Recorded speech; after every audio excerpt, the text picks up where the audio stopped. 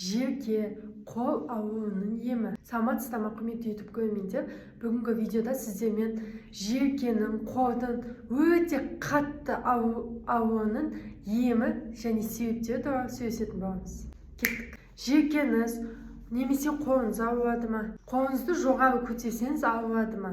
Немесе қолыңызды жоғары көтере алмай жатсыз ба? Кейбір пациенттер айтып жатады, қолымды арқаға жеткізе алмаймын деп. Немесе осылай қолыңыз арқаға қайтпайды ма? Желке, қол ауруы ең көп кездесетін аурулардың бірі.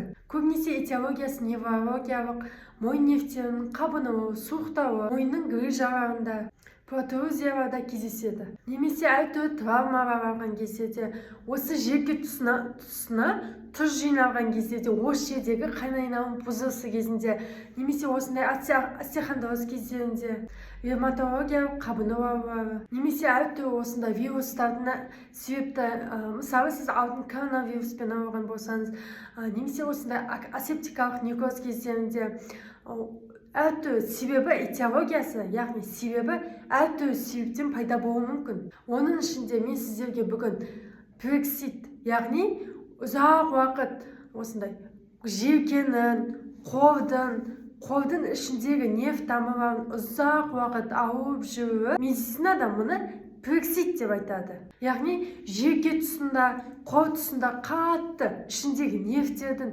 іші қатты ауыру сезімімен сипатталады.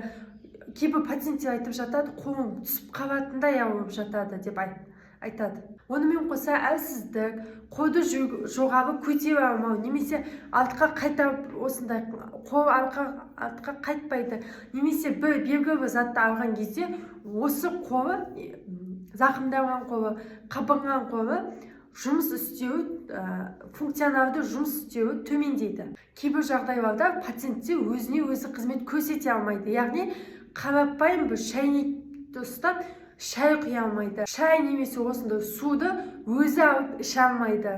Ауырсыну әсіресе түнде күшейеді.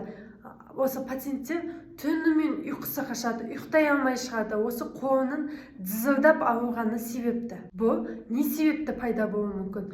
Бұл ұзақ уақыт суықта жүру, суық өтіп кету, немесе осындай кондиционердің астында ұзақ отыру, суық суда шомылу, немесе осындай жерденген жерде, яғни сквознякта ұзақ уақыт отыру, терек тұрып, суыққа, салқынға шығу, әртүрлі вирус, бактериялар нәтижесінде де осындай пероксид ауруы пайда болады. Енді сіздерге ұнайтын жері еміне келеміз.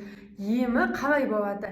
Емі сіз қанша ерте бастасаңыз, ауру белгілерін сезгеннен емін ерте бастасаңыз, ауру сонша ерте емделеді. Ең бірінші осы желке тұсында, қолда осындай нерв тамырлардың қабынуымен әртүрлі ауырсыну сезімдері пайда болса, не істеу керек? Бірінші орында жедел түрде дәрігерге көріну қажет. Дәрігер тексеріп, МРТ-ға түсіреді, қажет болса одан да басқа диагностикалық әдістерге жібереді. Толық диагностика жасалады.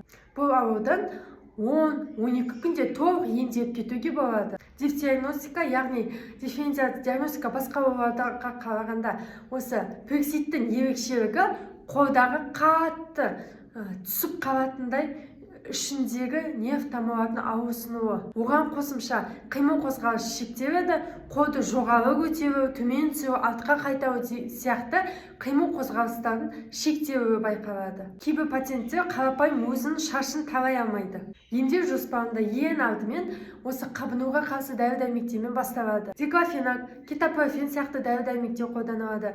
Бұлшықетке витамин В комплекс витаминдер тағайындалады. Бұл 7-10 күнге дейін созылады. Ауырсыну өте күшті болған жағдайда системалық дәрігерге көрініп, міндетті түрде дәрігер сіздің өзіңіздің басқа да ауруларыңызға байланысты, жасыңызға байланысты, салмағыңызға байланысты, және де сіздің өмір сүру ерекшелігіңізге байланысты сізге байланысты дәрі-дәрмектер тағайындалып жатады. Оған қосымша физиотерапия тағайындалу қажет, электрофорез сияқты осындай желке буындарына одан бөлек осындай диклофенак, эндомитоцин сияқты маздарды осындай желкеге, қолға жағып қоюға тағайындалып жатады. Бұл аурудың алдын алу, яғни профилактикасы үшін спортпен айналысу қажет, дұрыс тамақтану қажет, йога жасау, тұзды, ащы тамақтарды шектеу, зиянды әдеттерді тоқтату, суық суда шомылмау, суықтан сақтану қажет. Видео бойынша сұрақтарыңыз болса, комментарийге жазып кетіңіз,